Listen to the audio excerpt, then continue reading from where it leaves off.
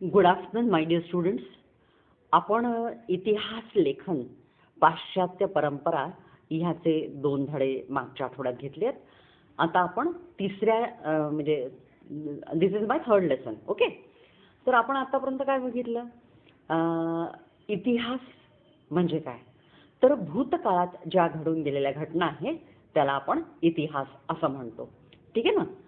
तर आता या ज्या भूतकाळात घडून गेलेल्या घटना आहेत त्याची जेव्हा आपण क्रमशः संगती लावतो आणि त्याचा जेव्हा अभ्यास करतो, म्हणजे जसं आता अफजल खानाचा वध आधी झाला का सिद्धी जोहरच्या वेढ्यातनं शिवाजी महाराज आधी सुटले, हे मी मागच्याही वेळेला उदाहरण तुम्हाला दिलं होतं, है ना? आठवतं ना? तर आता याची क्रमशः संगती लावून त्याचा जेव्हा अभ्यास करतो तेव्हा त्याला आपण काय म्हणतो? इतिहास संशोधन. आणि हे संशोधन करून जो लिहित असतो त्याला आपण इतिहास लेखक असं म्हणतो. आलं लक्षात? किंवा त्याला इतिहासकार असं म्हणतो.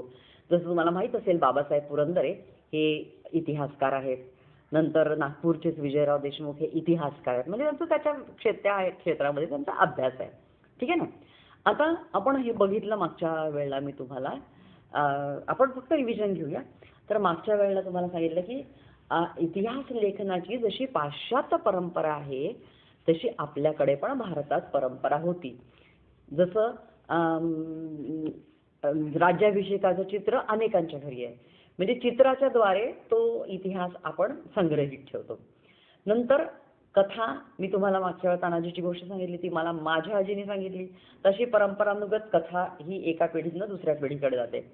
नंतर ज्या वेळेला शिवाजी महाराज सिद्धी जोहराच्या वेढ्यात अडकलेले होते तेव्हा सगळ्यांना म्हणजे असं अस्वस्थ व्हायला लागले लोक की आता महाराज यातनं सुटतील की नाही आणि महाराज अडकूनच पडतील का, की आता काय असं, म्हणजे लोक हवालदिल झाले होते. तर त्यावेळेला जिजाबाईंनी काय केलं, म्हणजे जिजाबाईंनी शिवाजींच्या आईंनी काय केलं, तर अफजल खानाचा वध जो महाराजांनी केला तर ती केवढी मोठी घटना होती इतिहासात आपल्याला माहिती आहे. म्हणजे क्षणभर चित्रगुप्ताची लेखणी सुद्धा थांबली असेल. कारण काय एवढा अवाढव्य खान, त्याची क्रूरता किती, त्याचं सैन्य केवढं अवाढव्य, केवढा मोठा, केवढा अनुभवी, आणि महाराज अगदी छोटेसे बुटके, पण त्यांनी त्याचा वध केला. मी तुम्हाला इतिहास पूर्ण सांगत नाही, पण ती जी घटना आहे अफजल खानाची घटना, तर जिजामातेंनी काय केलं की त्या घटनेवर पोवाडे शाहिरांकडून तयार करून घेतले आणि ती गाणारी मुलं पण तयार करून घेतली. तर ही मुलं चौकात चौकात जाऊन ते पोवाडे गायचे. मग ह्याच्यामुळे काय झालं की लोकांना आपला राजा किती श्रेष्ठ आहे, किती शूर आहे, ही भावना विकसित व्हायला लागली.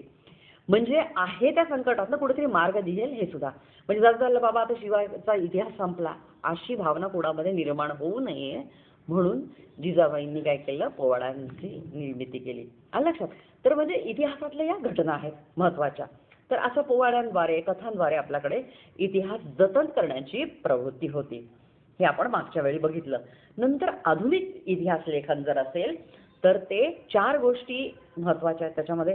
एकतर ती पद्धती शास्त्रशुद्ध असली पाहिजे, दुसरी ती मानव केंद्रित असली पाहिजे, तिसरी महत्त्वाची गोष्ट म्हणजे जे काही आपल्याला उपलब्ध आहेत पुरावे ते विश्वासार्ह आहेत की नाही, म्हणजे ऑथेंटिक आहेत की नाही, आर दे वर्थ बिलिव्हिंग, असा हा महत्त्वाचा.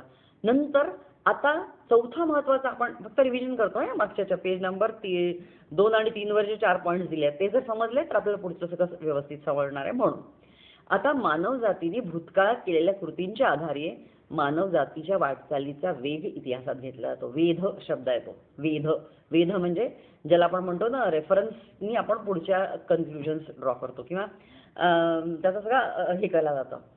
आता कसं की बघा कशा घटना आहेत बघा. आता जेव्हा 1525 मध्ये जन्माला आलेली राणी अबक्का ही तुळवा राणी होती. तुळवा म्हणजे कुठला प्रदेश आहे, तो मंगलोरच्या जवळचा. तर या राणीनी त्यावेळेला अग्निबाणाने शत्रूला नामोहरम केलं. आणि शत्रू कोणी साधा सुद्धा नव्हता. शत्रू होता पोर्तुगीज, ज्यांनी दमन कॅप्चर केलं होतं, ज्यांनी बिजापूरच्या दरबारातनं बिजापूरच्या राजाला हरवलं होतं, ज्यांनी मद्रासला मैलापूरला हे केलं होतं, गोवा कॅप्चर केला होता, मँगलोर नष्ट केलं होतं. एवढं सगळं असताना छोट्याशा प्रदेशातली ही तुलवा राणी, तिचं नाव राणी अबक्का, तर हिने काय केलं की अग्निबाणाने तिने शत्रूला हरवलं आणि फक्त 200 लोकांना घेऊन 8000 पोर्तुगीजांना तिने हरवलेलं आहे. तर हा इतिहास आहे. पण अग्निबाण टीकानंतर कोणी वापरले का? नाही. तुम्ही नंतर 1857 बद्दल उठावाबद्दल बघता. मग यावेळेला काय वापरलं गेलं? तोफखाने वापरले गेले.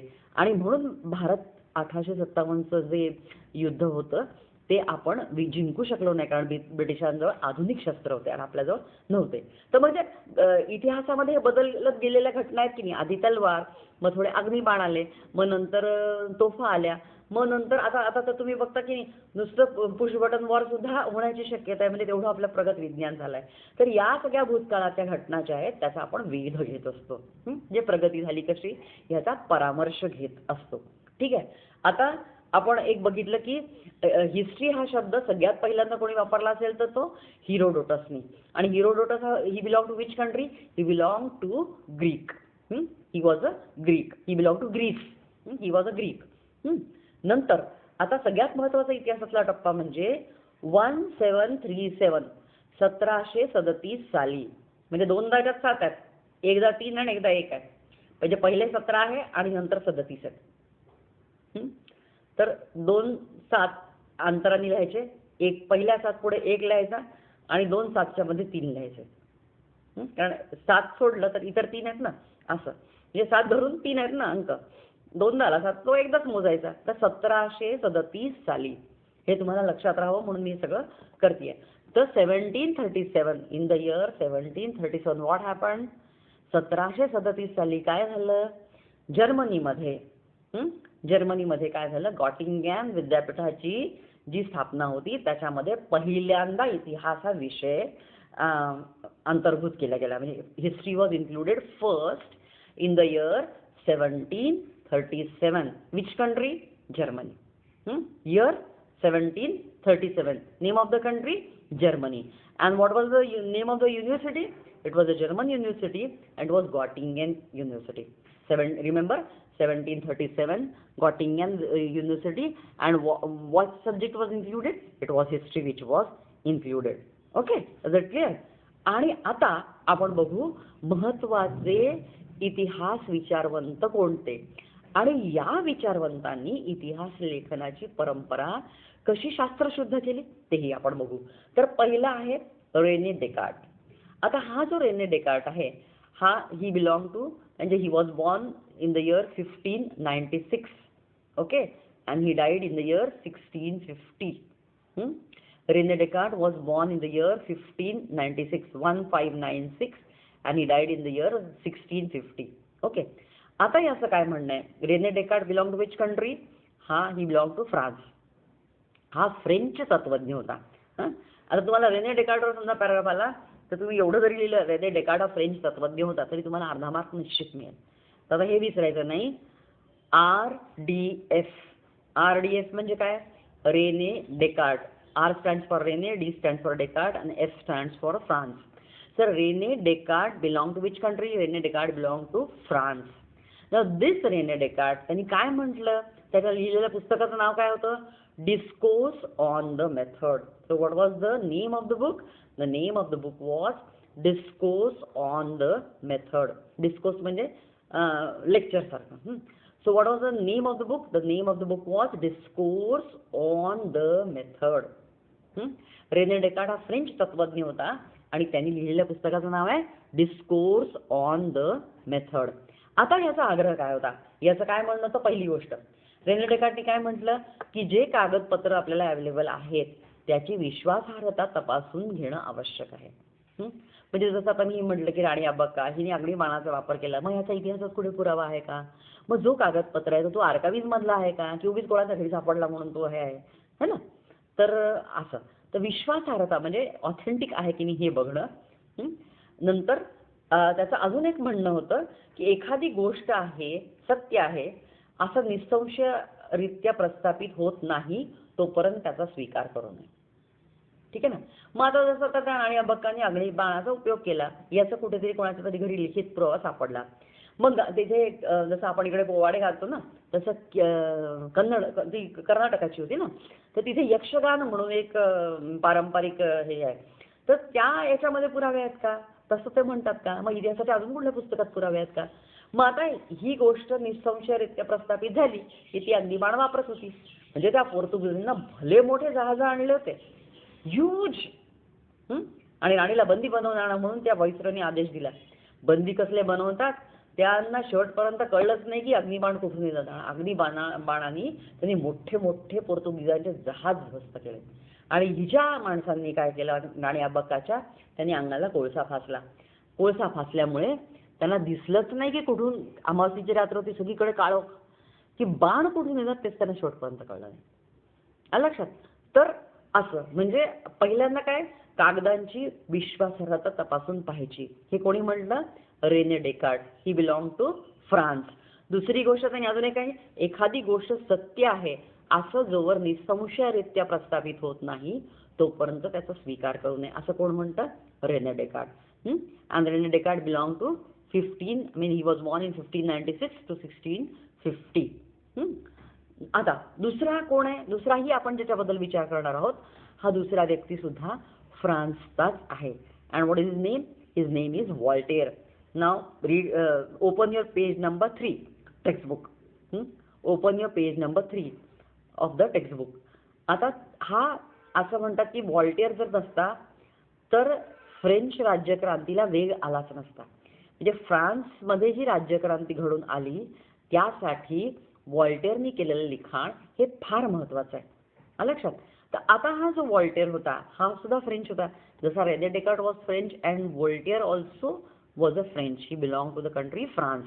आता याचं काय म्हणणं आहे की जेव्हा आपण एखादा फ्रेंच ज्याचं तत्वज्ञ असायला एखादा तो इतिहास लेखन करतोय तर वस्तुनिष्ठ सत्य काय आहे, व्हॉट इज द ट्रूथ, आणि घटनांचा कालक्रम. घटनांचा कालक्रम म्हणजे घटना कोणती आधी घडली आणि कोणती नंतर घडली, याला म्हणतो आपण घटनांचा कालक्रम. तर हेच फक्त लक्षात न ठेवता त्यावेळेच्या सामाजिक परंपरा, जसं शिवाजीच्या काळात सगळे मावळे खलटे बांधायचे डोक्याला, डोकं कोणी उघडं नाही ठेवायचं. नंतर इंग्रज सुद्धा त्यांच्या डोक्याला टोपी असायची. आज आपण बघतो ना, आज आता फक्त आपण ड्रायव्हिंगच्या पुरतं हेल्मेट घालतो, पण बाकी असं एरवी टोपी आपण वापरतो का, नाही, है ना. पूर्वीच्या काळी लोक शुभ कार्याला जायचे तर ते टोपी घालून जायचे आणि टोपी न घालता बाहेर पडलं म्हणजे ते काहीतरी अशुभ होईल अशी लोकांच्या मध्ये म्हणजे मनामध्ये धास्ती असायची आणि म्हणून लोक टोपी घातल्याशिवाय घराच्या बाहेर पडायचे नाही. ठीक आहे ना. तर आता हा वॉल्टेअर हा जो लेखक होता हा फ्रान्स लेखक होता आणि या फ्रान्स लेखकाचं म्हणणं काय होतं की वस्तुनिष्ठ सत्य आणि घटनांचा कालक्रम एवढंच महत्त्वाचं नाही तर त्या काळात समाजाच्या परंपरा कोणत्या होत्या. जसं मी तुम्हाला म्हटलं की शिवाजीच्या काळामध्ये बहुतेक मराठे जेव्हा घराच्या बाहेर सुद्धा पडायचे तेव्हा त्यांच्याजवळ तलवार असायचीच, त्यांच्या डोक्याला असा पगडीसारखा फेटा असायचा. तर ही सामाजिक परंपरा होती. मग त्या काळी व्यापार होता, तो व्यापार कसा चालायचा, तो व्यापार वस्तुविनिमय पद्धतीवर चालायचा का. वस्तुविनिमय पद्धती म्हणजे जसं शिंपीदादा असेल तर तो शिंपीदादा काय करायचा, शेतकऱ्याकडनं धान्य घ्यायचा, 2 पायली ज्वारी दे मी तुझा पैजामा शिवून देतो. याला काय म्हणतात, वस्तुविनिमय पद्धती. म्हणजे याच्याजवळ शिवण आहे तर तो शिवण करून देतोय पण त्याच्या मोबदल्यात पैसा घेत नाहीये, तो काय घेतोय, त्याच्याकडे ज्वारी घेतोय. आलं लक्षात. तर व्यापार कसा चालला, मग वस्तुविनिमय पद्धतीवर. ठीक आहे ना. नंतर आर्थिक व्यवस्था कशी होती, तर नाणे नव्हतेच का मग तेव्हा. आलं लक्षात. आर्थिक व्यवस्था कशी होती, आता बघा नुकतीच आपल्याकडे 1-4 वर्षापूर्वी देशामध्ये नोटबंदी झाली. मग त्यानंतर थोडा हे बदलला की 500ची नोट होती जुनी ती गेली, आता नवीन 500ची नोट आली है ना. तर मग ते तेव्हा काही निर्णय ते सरकारने जे घेतले पण त्याच्यानंतर अर्थव्यवस्थेमध्ये तो बदल झाला की नाही, त्या नोटा बंद केल्या गेल्या की नाही. तर मग ही आर्थिक नोंद घेणं आवश्यक आहे ना, तो इतिहास होईल काही दिवसांनी. आज जे आपल्याला 2-3 वर्षापूर्वी घडलेल्या घटना वाटतात पुढे तो इतिहास होईल, हे लक्षात घ्या.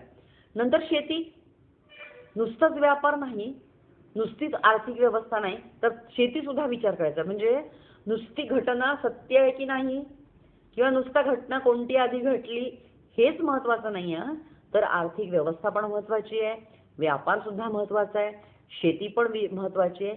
हा विचार कोणी मांडला, हा विचार मांडला वॉल्टेअरने. आणि हा जो वॉल्टेअर होता हा वॉल्टेअर इतिहास तज्ज्ञ होता आणि म्हणून त्याला आधुनिक म्हणजे हा जो नवीन विचार मांडला त्यांनी की नुसतं बरोबर आहे की नाही हे महत्त्वाचं नाही आहे किंवा घटनांचा कालक्रम फक्त इतिहासात महत्त्वाचा नाही आहे, तर त्याबरोबर व्यापार महत्त्वाचा आहे, त्याबरोबर आर्थिक व्यवस्था महत्त्वाची आहे आणि शेती सुद्धा मध्ये काय बदल होते, वस्तू त्यावेळेला काय कुठल्या प्रकारची शेती घेते. आज आपण जे बघतो ना, इतक्या वेगवेगळ्या प्रकारची पिकं बाजारात आलेली आहेत. जसं तुम्ही बघाल की पत्ताकोबीच वेगवेगळ्या रंगाची आली आहे, सिमला मिरची वेगवेगळ्या रंगाची आली आहे. पूर्वी असं नव्हतं. पूर्वी जांभळी, पिवळी, लाल सिमला मिरची अशी मिळायची नाही, हिरवीच सिमला मिरची मिळायची. आज तसं राहिलेलं नाही आहे ना. आज म्हणजे बदल येतात वेगवेगळे. तर शेतीमध्ये काय बदल झाले हे सगळं नुसती घटना नाही, ती बरोबर आहे एवढं महत्त्वाचं नाही, तर त्या घटनांचा कालक्रम जेवढा महत्त्वाचा आहे तेवढाच महत्त्वाचा काय आहे की व्यापार महत्त्वाचा आहे, आर्थिक व्यवस्था महत्त्वाची आहे आणि शेतीमध्ये त्यावेळेला काय काय होतं हे सुद्धा महत्त्वाचं आहे. आणि हा सगळा पुरोगामी विचार कोणी मांडला? व्हॉल्टेअरनी. Voltaire who was a French. So because he gave all new concept to the history, he is called as father of history writing, modern father of history writing किंवा आधुनिक इतिहास लेखनाचा जनक. आधुनिक इतिहास लेखनाचा जनक कोणाला म्हणतात? जनक म्हणजे पिता. जनक म्हणजे पिता. तर आधुनिक इतिहास लेखनाचा जनक कोणाला म्हणतात? आधुनिक इतिहास लेखनाचा जनक आपण कोणाला म्हणतो? तर आधुनिक इतिहास लेखनाचा जनक आहे व्हॉल्टेअर. व्हॉल्टेअर हा फ्रान्स देशाचा होता. ठीक आहे ना. आता ह्या ठिकाणी आपण थांबूया. एक मला एका विद्यार्थ्यांनी मेसेज करून प्रश्न विचारला, वंशावळीचा इतिहास म्हणजे काय? मागच्या वेळी मी जे घेतलं होतं. तर तसं बघा, शाहू महाराज हे संभाजीचे पुत्र होते. संभाजी महाराज हे शिवाजींचे पुत्र होते. शिवाजींचे वडील शहाजी होते. शहाजींचे वडील मालोजी होते. ही वंशावळ झाली की म्हणजे याचे वडील ते, त्याचे वडील ते, किंवा ह्यांचे पुत्र हे, असं जे असतं ना त्याला वंशावळ असं म्हणतात. आलं लक्षात. तर आता इथे आज आपण थांबूया. तर आज आपण काय बघितलं? उलटीकडनं सुरुवात करूया. आपण बघितला पहिल्यांदा व्हॉल्टेअर. व्हॉल्टेअर हा फ्रान्सचा होता आणि व्हॉल्टेअरचं वैशिष्ट्य काय आहे की व्हॉल्टेअर ह्याला काय कोणती पदवी मिळाली? त्याला म्हटलंय आधुनिक इतिहास लेखनाचा जनक. आधुनिक इतिहास लेखनाचा जनक कोण आहे? व्हॉल्टेअर. आणि तो कोणत्या देशाचा होता? फ्रान्सचा. आणि त्यांनी काय म्हटलंय की नुसतं इतिहास म्हणला की नुसतं वस्तुनिष्ठ सत्य नाही, नुसताच घटना नाही, तर व्यापार, आर्थिक व्यवस्था आणि शेती देखील, शेतीचा त्या काळच्या म्हणजे त्या घटनेच्या संदर्भात या सगळ्या म्हणजे साईड बाय साईड याचाही विचार करणं गरजेचं आहे, असं कोणी म्हटलं? व्हॉल्टेअरनी. नंतर आज आपण अजून एक महत्त्वाचं विचारवंत बघितले आणि ते म्हणजे René Descartes. René Descartes also belong to France. आता रेने डेकार्टने काय म्हटलंय? What was the book which René Descartes wrote? René Descartes wrote the book discourse on the method. The name of the book was discourse on the method. तर त्याचं काय म्हणणं आहे Renee डेकार्टचं? की कागदांची विश्वासार्हता जरी तपासून घेणं आवश्यक आहे, हे जेवढं महत्त्वाचं आहे, तरी सुद्धा शास्त्रशुद्ध संशोधनाच्या दृष्टीने आणखीन एक काय महत्त्वाचं आहे की कोणतीही गोष्ट जोपर्यंत निसंशयरित्या म्हणजे ज्याच्याबद्दल संशय राहत नाही, 4 जणांकडनं कळलं की आपण म्हणू हा हे खरं आहे, है ना. म्हणजे निसंशयरित्या ज्याच्याबद्दल संशय राहत नाही अशा दृष्टीने जेव्हा एखादी गोष्ट सिद्ध होते तेव्हाच तिचा स्वीकार करावा, असं कोण म्हणतं? René Descartes. नंतर आपण बघितलं की 1737 साली 1737 याच्यामध्ये काय झालं? जर्मन विद्यापीठामध्ये, आणि what was the name of the university? It was Gottingen. आता या गॉटिंगॅन विद्यापीठामध्ये सगळ्यात पहिल्यांदा हिस्ट्री हा विषय इन्क्लूड झाला. And Gottingen university belong to which country? It belongs to Germany. Okay. Now we have also studied who was the father of history and who was it? It was Herodotus who referred this word first, and Herodotus was a Greece. He belonged to Greek. हे आपण बघितलंय.